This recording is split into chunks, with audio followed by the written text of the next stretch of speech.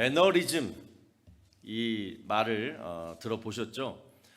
우리는 흔히 현재에 안주하며 나를 더 이상 이렇게 바꾸려고 하지 않는 그런 상태를 매너리즘에 빠졌다 이렇게 표현하고, 또는 어떤 일에 이제 익숙해져 가지고 이제 막 열정이 막 사라지고 그 결과로 무기력한 상태에 빠졌을 때도 매너리즘에 빠졌다 이렇게 얘기합니다. 그러니까 이 매너리즘이라는 단어는 별로 좋지 않은 이런 감정 또는 상태를 표현할 때 쓰는 단어예요. 자, 그런데 우리는 여러분 이 매너리즘을 정말 순간순간 이렇게 찾아올 때마다 잘 극복해야 됩니다. 그 순간순간 잘 대처해야 돼요. 자, 왜냐하면 지겨워졌다고, 또 신선함과 열정이 사라졌다고, 순간 매너리즘을 극복하지 못하고 툭하면 그냥 그만두고 툭하면 그냥 옮겨다니고, 그러면요 그 인생은 뭐예요? 나중에 후회하는 인생이 될 수밖에 없어요. 가정생활도 그렇죠. 부부관계도 그러죠. 우리 결혼생활 이제 한 20년 되니까 우리 부부 서로 매너리즘에 빠졌어. 이번 기회에 새 출발하자.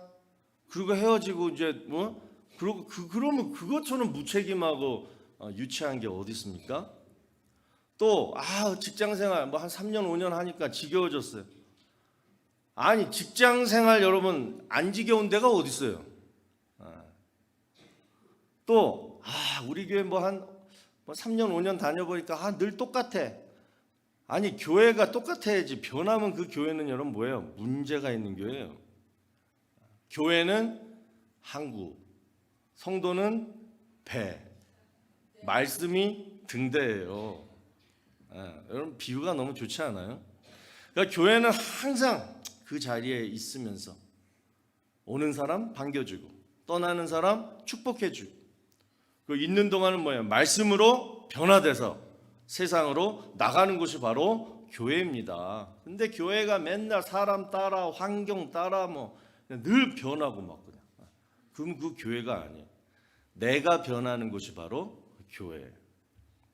자, 여러분, 자, 이렇게 매너리즘을 극복하는 비결은 사람과 공간을 바꾸는 것이 아니라 웬만하면 바꾸지 마시고 나를 바꾸는 방법이 가장 좋은 방법이에요. 오늘 이 말씀을 제가 드리려고. 여러분 사람하고요 공간, 그 직장, 그 플레이스는 오래될수록 좋아요. 그러니까 오래 묵힐수록 진한 맛이 나는 거예요. 제가 서두에 매너리즘을 설명하면서 썼던 두 단어가 있었어요. 하나는 익숙, 하나는 안주. 이 단어인데 그 매너리즘이 왜 생기는가? 익숙해져 가지고 그냥 그 자리에 안주해 버리는 게 매너리즘이거든요. 그런데 그때부터 이제 어떤 현상이 일어나냐면, 한번 여러분들 경우도 한번 생각해 봐요. 그러면 뭐예요? 무기력해져요. 첫 번째. 두 번째는 자꾸 부정적인 것만 생각이 들어요. 세 번째는 자격지심이 생겨요. 네 번째는 막 교만해져요. 그러니까 이렇게 안 좋은 감정들이 자꾸 내 안에서 막 생긴다는 거예요. 그러니까 환경이 안 좋아서 생기는 게 아니라 시간이 지나면 지날수록 내 안에서 자꾸만 이런 생각들이 나를 지치게 만든다는 거예요. 이게 매너리즘이에요. 자, 그러면 어떻게 해야 되느냐? 나를 변화시키고 발전시키면 돼요. 그러니까 우리 가정, 또 직장, 또는 교회가 발전하고 막 변화되기만을 바라지 말고 내가 변화되고 발전하면 된다는 거예요. 여러분 한 곳에서 오랫동안 일을 하면요 얻는 유익이 있습니다. 그것이 뭐냐? 익숙하면 능숙해져요. 능숙해지면 그때부터 뭐가 생기냐면 여유가 생겨요. 그러니까 이제부터 이 여유를 잘 사용하기만 하면 나를 변화시킬 수 있고 나를 발전시킬 수 있는 거예요. 그런데 이 여유를 다른 일에 나쁘게 사용해버리면 그때부터 일탈이 시작되고 그 일이 지겨워지고 이제 막 다른 일만, 다른 곳만 막 눈에 들어오는 거예요. 어떤 쥐가 맨날 쓰레기통만 뒤지면서 남은 그 쓰레기만 막 먹다가 어느 날 자기 집 앞에 고구마 한 접시가 다 차려져 있는 거예요. 여러분 그렇다면 그 쥐 눈이 돌겠어요, 안 돌겠어요? 그냥 허겁지겁 먹어버리죠. 그리고 어떻게 돼요? 죽는 거예요. 누가 쥐 앞에다가 고구마 올려놓겠어요? 그 안에 독약 넣어놓은 거지. 쥐약 넣은 거, 쥐약. 우리도 마찬가지입니다. 여러분. 자꾸 새로운 것, 신선한 것, 심쿵하게 만드는 것, 이런 것들로 지금의 매너리즘을 내가 극복하려고 하지 마시고, 그러면 그럴수록 본질에 더 충실하세요. 그리고 초심으로 돌아가세요. 그리고 나를 좀 돌아보셔야 돼요. 그동안은 보세요. 결혼도 처음 했고, 그리고 자녀도 처음 나가지고 처음 길러봤고, 또 지금 하는 일도 내가 처음 하는 일이고, 그러니까 모든 게 다 처음이었잖아요. 그래서 그냥 앞만 쳐다보고 열심히만 달려왔는데, 이게 이제 어느 정도로 익숙해졌고 능숙해졌고 이제 어느 정도 여유가 생겼으면 이제부터는 매너리즘에 빠지지 말고 나를 좀 더 신경 쓰라는 거예요. 그동안 나를 돌보지 못했으니까. 나를 좀 돌아보자. 그리고 앞으로 내 인생 어떻게 살 것인가, 이런 마음을 여러분 갖게 되시길 바랍니다.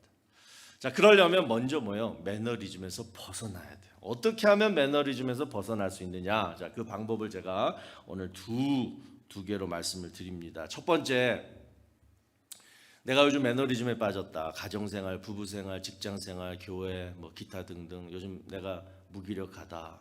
이런 분들 먼저 여러분 삶의 질서를 회복하셔야 돼요. 잠깐 눈을 돌려서 여러분의 삶을 좀 쳐다보세요. 오늘 본문 6절을 보시면 게으르게라는 단어가 나오는데 이 뜻이 뭐냐면 군사 용어예요. 그러니까 군인들이 행군 중에 대열을 갖춰서 잘 행군을 하는데 거기서 이탈해요. 낙오돼요. 자, 이 뜻이에요. 게으르게가. 또 7절 보시면 무질서, 이 단어도 똑같은 단어예요. 똑같은 원어를 쓰고 있어요. 여러분 매너리즘에 빠지면 가장 먼저 나타나는 현상이 게으름입니다. 자, 왜 게을러지느냐? 삶이 무질서해져 버렸기 때문에 그래요. 여러분 우리가 게으름하면 가장 먼저 생각나는 모습이 뭐예요?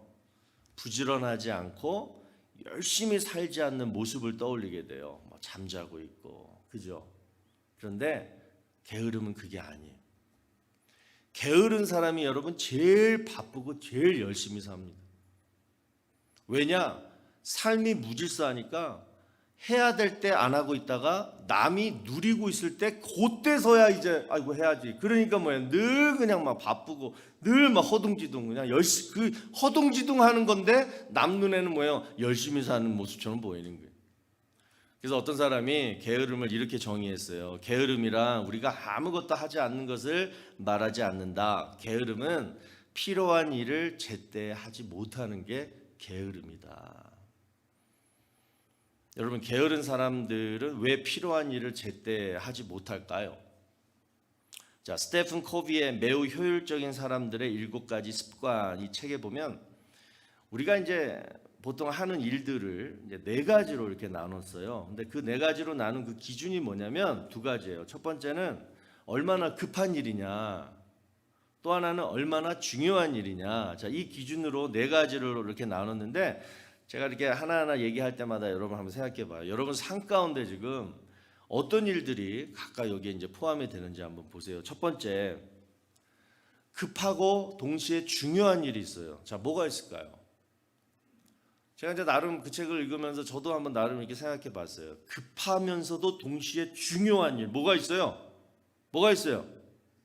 예? 저는 이렇게 얘기하고 싶어요. 하루하루의 삶.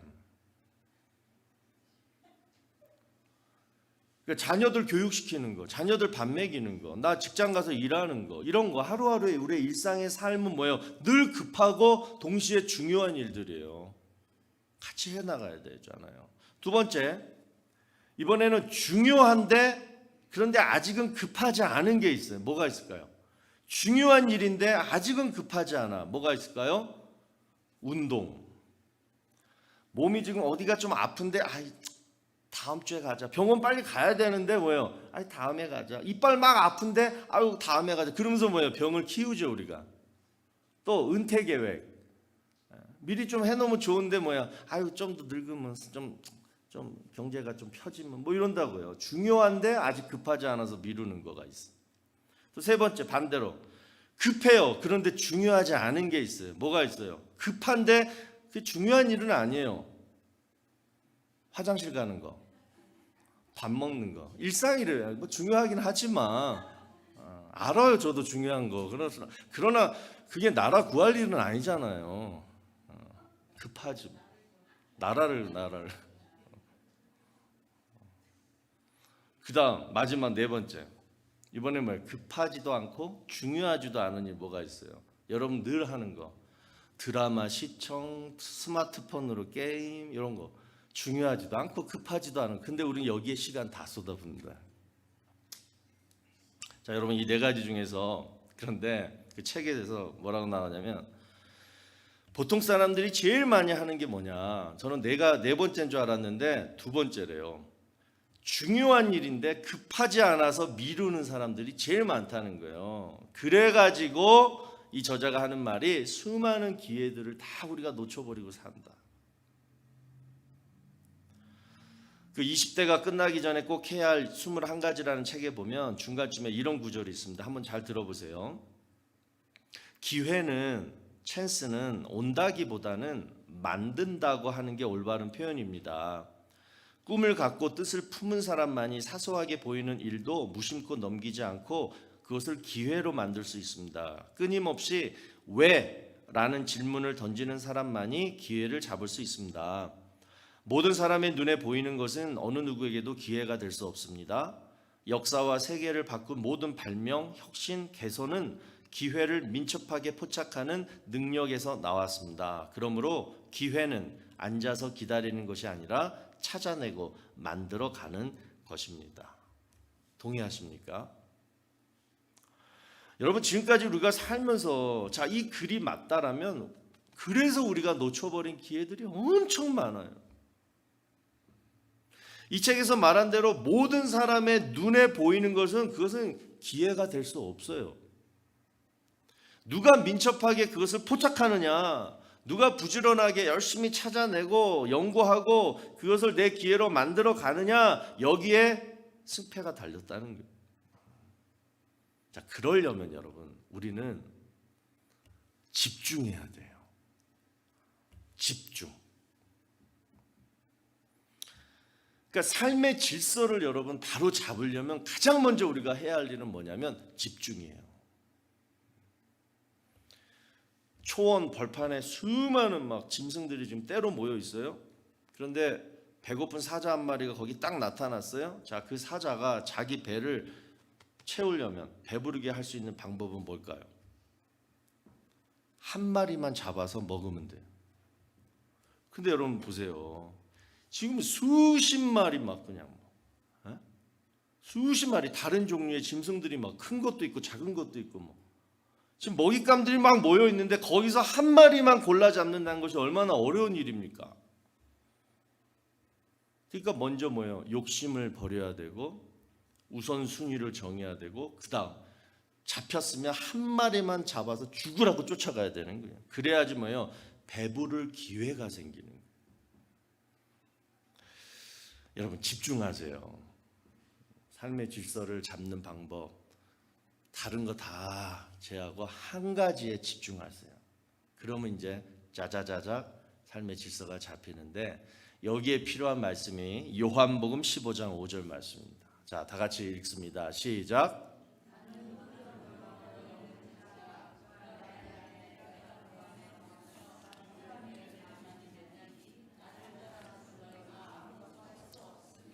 자, 우리가 이 말씀을 묵상하면서 생각할 수 있는 건 뭐냐면 사람들은요 자신의 그 꿈을 이루기 위해서 열심히 분주히 살아가는데 그런데 열매가 없을 때가 많아요. 근데 여러분, 나무는요, 열매 맺는 법을 너무나 스스로 잘 알고 있습니다. 나무가 여러분 열심히 살고 분주히 살아 보여요? 여러분 나무를 이렇게 쳐다보시면서 아우 열심히 산다, 아우 이렇게 바빠, 그래 보여요? 안 그러잖아요. 그냥 가만히 있어요. 너무나 잘 알고 있기 때문에 가만히 있는 거예요.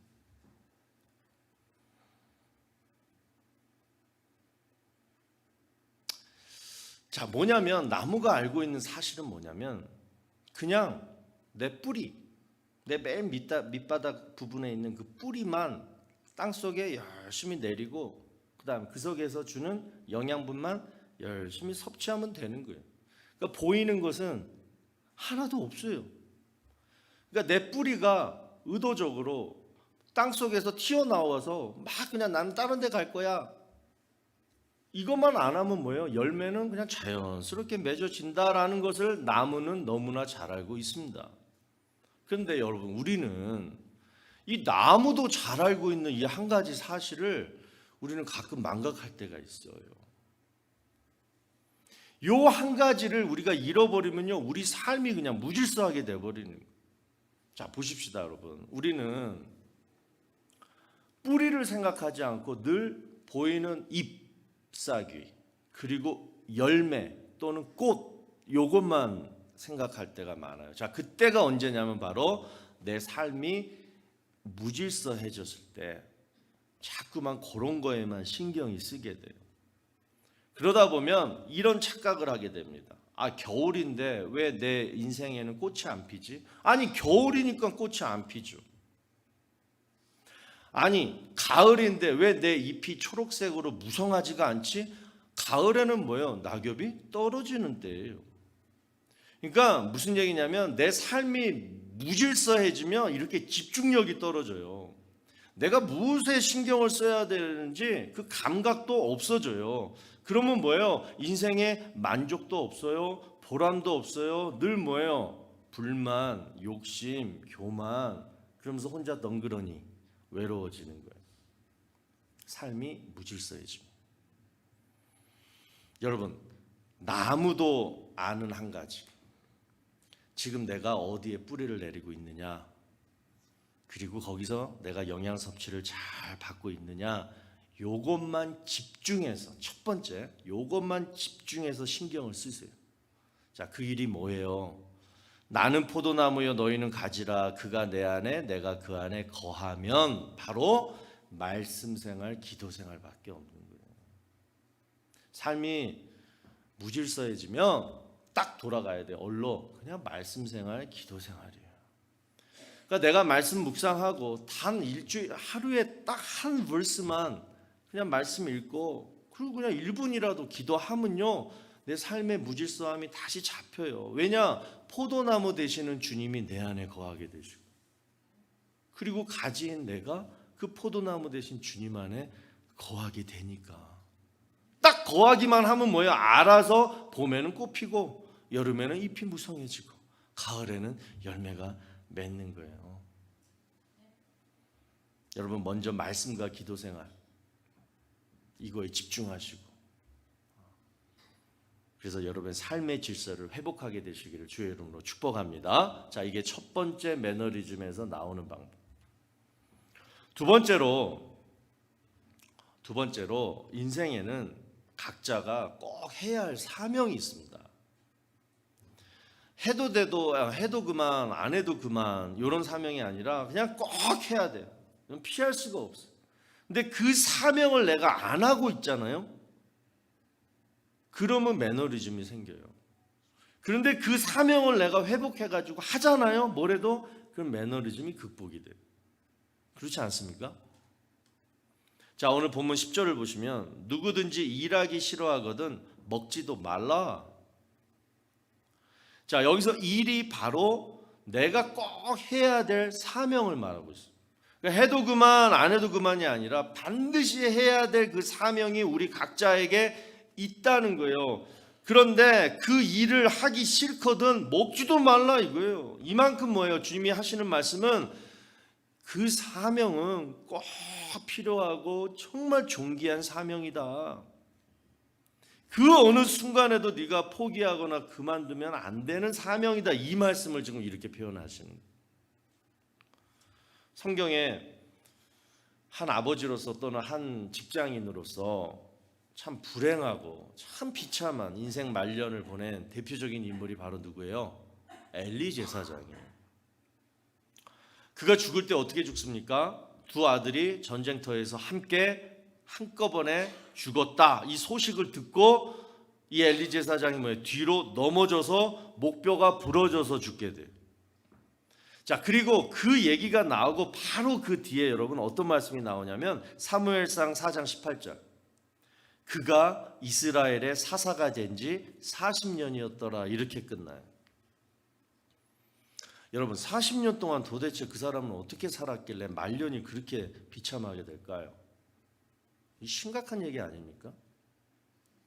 뭐 5년, 뭐 짧게는 몇 년 사사로 있었는데 그가 그렇게 됐다고 뭐 그런가 보다 하는데 40년을 제사장, 대제사장으로 살았는데 어떻게 말년에 그렇게 죽냐고요. 자식들도 그렇게 되고.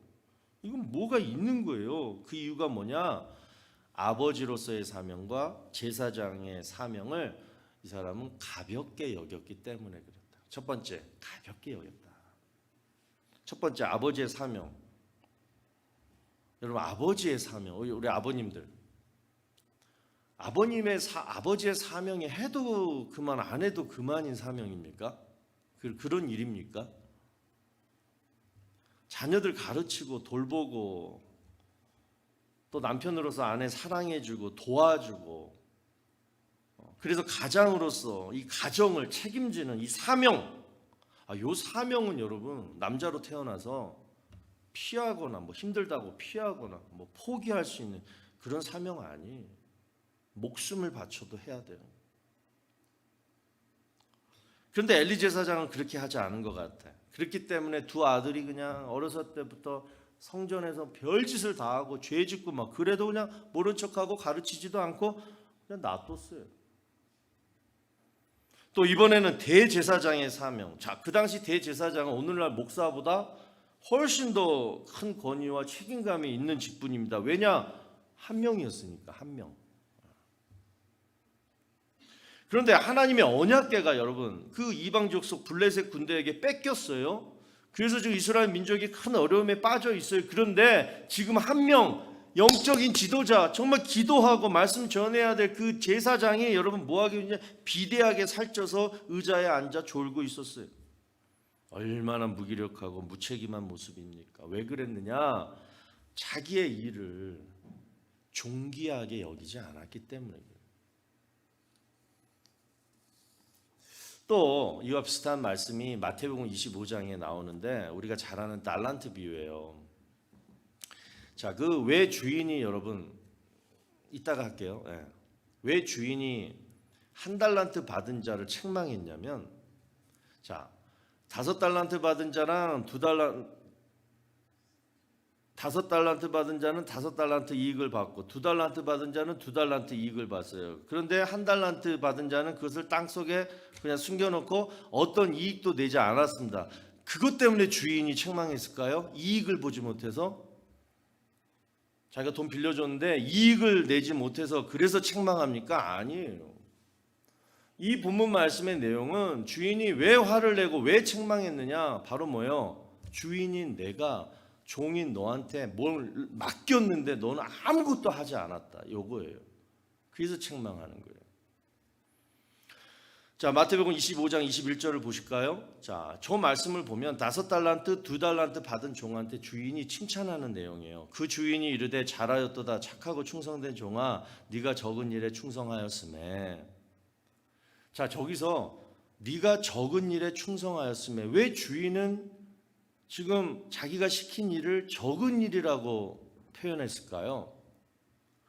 여러분 이거 적은 일 아니에요. 5달란트, 2달란트, 1달란트가 뭐예요? 금이 34kg예요. 1달란트가. 그럼 오늘날 지금 금값이 얼마예요?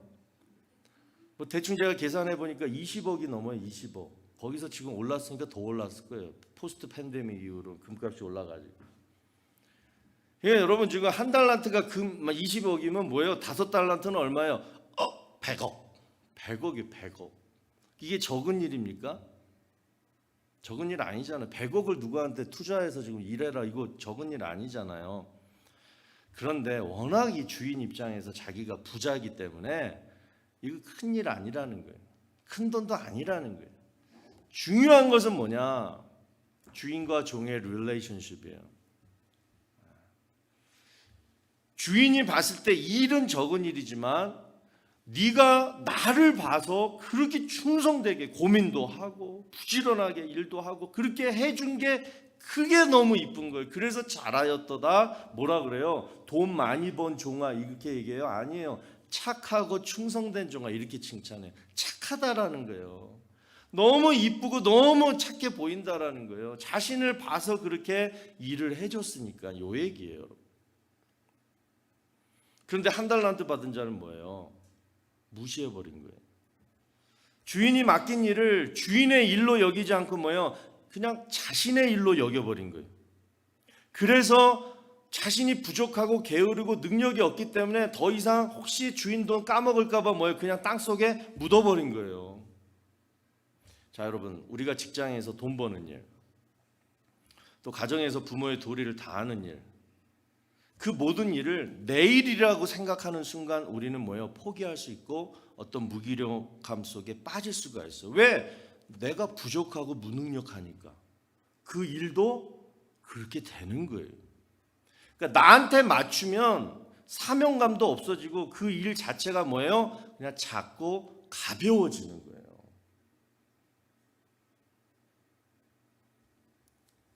그런데 여러분, 우리가 한 인간으로 태어나서 가정을 이루고 직장을 다니고 그래서 인간의 도리를 다하고 또 하나님이 우리를 구원해 주셔서 자녀로 삼아 주셨기 때문에 내가 한 교회를 탁 택해서 열심히 섬기는 것까지 이 모든 일은 여러분 내 일이 아니라 하나님이 맡기신, 하나님이 시키신 하나님의 일인 줄로 믿으시기를 바랍니다.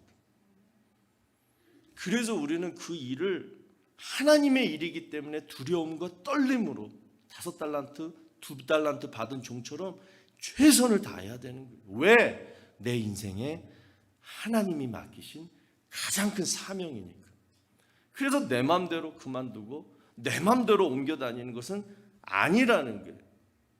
이런 사명감이 있어야지 우리는 쉽게 매너리즘에 빠지지 않고 또한 벗어날 수가 있다는 거예요. 매튜 폭스라는 신학자가 게으름을 극복하는 비결에 대해서 이렇게 말했어요. 게으름을 극복하는 비결은 내일부터 부지런해지자 이 결심이 아니다. 바로 당신 안에 있는 불꽃을 다시 발견하는 것이다. 이게 게으름을 극복하는 비결이라고 말했는데 여러분 생각해 봐요. 여러분 안에 있는 이 불꽃이 다시 활활 타올라야지 지금 당하고 있는 매너리즘, 이 무기력감이 없어질 거라고 생각하십니까? 근데 실제로 매너리즘에 빠져서 한번 고통당한 사람들은 이 말이 그다지 마음에 와닿지 않아요. 왜냐? 마음은 굴뚝 같죠. 빨리 내 안에서 빨리 불꽃이 좀 활활 타오르기를 바라죠. 그런데 그게 그렇게 쉽게 안 돼요. 그러니까 환경을 바꾸고 뭘 바꾸고 막 그만두고 막 이러는 거예요. 이 불꽃이 다시 활활 안 타오르니까. 그런데 오늘 본문 말씀에 그 방법이 탁 나오는 거예요. 자, 본문 12절 말씀이에요. 조용히 일하여 자기 양식을 먹으라 하노라. 저는 이 말씀이 탁 오더라. 조용히 일을 그냥 하는 거예요. 다시 하던 일, 진짜 하기 싫은 일입니다. 지겹고. 그런데 그 일을 조용히 하라는 거예요. 그러니까 막 뭔가를 새롭게 막 열정을 가지고 막 그냥 다시 열심히 시작하는 그런 모습이 아니에요. 지금 그냥 뭐예요? 조용히. 이 말은 겸손히.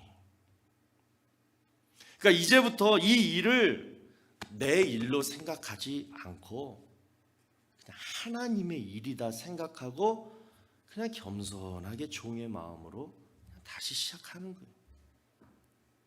그러면요, 지금까지 했던 일인데 그냥 일인데 이제부터 뭐예요? 헌신이 되는 거예요. 하나님 앞에 헌신이 되는 거예요. 여러분, 헌신이라는 단어는 무슨 단어냐면 내 몸을 바쳐 드리다예요. 내 몸을 드리는 거예요. 내 마음, 내 말 이게 아니에요. 내 몸을 바쳐 드리는 거예요. 여러분, 직장에서 맨날 하는 지겨운 일 있잖아요. 막 몸을 썩어서 하는 거. 교회에서도 맨날 그냥 몸으로 하잖아요. 몸 지겹잖아요. 그런데 하나님이 받으시는 헌신은 바로 내 몸을 바쳐 드리는 거라. 그럴 때 여러분, 내 몸을 바쳐서 별것도 아닌 일이지만 그걸 겸손하게 이제 하나님 일이다 생각하고 헌신하는 마음으로 일을 다시 조용히 시작하면요, 하나님이 내 마음에 불꽃과 같은 열정을 주신다라는 거예요. 왜냐? 착하고 충성된 자에게는 더 큰 일을 맡기시기 때문에. 그래서 이제 필요한 열정을 주시는 거예요. 어떤 사람이 심장마비로 죽었습니다. 그 사람 시체를 이렇게 부검하는데 그 사람 왼손이 꽉 이렇게 쥐어져 있더래요. 그래서 이제 그 사람이 있는 힘을 다해서 그 손을 딱 펴보니까 그 안에 뭐가 있었어요? 화투 2장. 딱 보니까 38 광땡. 제가 한번 얘기한 것 같은데. 그 사람은 뭐예요? 심장이 마비될 정도로 뭐예요? 화투에 열정이 있었던 사람이에요. 38 광땡. 그러니까 뭐 너무 좋아가지고 그냥 그동안 화투를 한 거 아니에요. 그런데 그것이 하나님 앞에 헌신이었습니까? 우리 한번 오늘 생각해 보십시다. 우리 인생 하나님이 주셨습니다. 할렐루야. 믿으십니까? 우리 인생 하나님이 주셨어요. 지금 내가 하고 있는 일 모든 거 다 하나님이 맡기신 일이에요. 그런데 그걸 믿는다고, 우리가 하나님 믿는다고 이렇게 모여서 매주 예배를 드리는 우리는, 그런데 정작 그렇게 생각하지 않고 뭐예요? 늘 내 열정에 따라가고 내가 좋아하는 일에 따라가고 내가 느낄 수 있는 보람에 따라가고 내 만족만 생각하고, 그러면서 우리가 인생을 살거나 어떤 일을 하게 되면 어쩔 수 없이 매너리즘에 빠질 수밖에 없는 거예요. 왜? 내 열정, 내가 좋아하는 거, 이것에만 쫓아갔기 때문에. 그래서 좀 시간 되면 어떤 사람은 한 달 만에도 찾아오고 보통은 1년이면 찾아오고, 삶이 막 그냥 지루해지고 권태롭고 사람도 그냥 3번 만나면 질리고, 그러니까 무질서해지고 게을러지고 무기력, 그리고 교만함, 이런 게 자꾸 우리를 괴롭히는 거예요. 자, 오늘 2가지를 여러분 기억하십시다. 첫 번째, 어떤 상황 속에서도 내가 흔들리지 않도록 그러려면 내 삶의 뿌리를 어디에다가? 우리 주님 안에 깊이 내리자. 자, 그 방법은 뭐다? 말씀 묵상, 기도. 그리고 2번째는 지금 내가 하고 있는 일, 여러분 직장일, 사업일, 가정일, 다 하나님이 나에게 주신 사명으로 알자. 내 일이 아닌 하나님이 맡기신 일로 생각하면 뭐예요? 그게 갑자기 소중해져요. 작고 뭐 별것도 아닌 일이 아닌 거예요. 하나님이 맡기신 일은 대단한 일이 되는 거예요. 그러면 두려움과 떨림으로 충성되게 감당하자. 내일부터. 여러분, 이러한 마음을 오늘 품게 되시기를 주의 이름으로 축원합니다.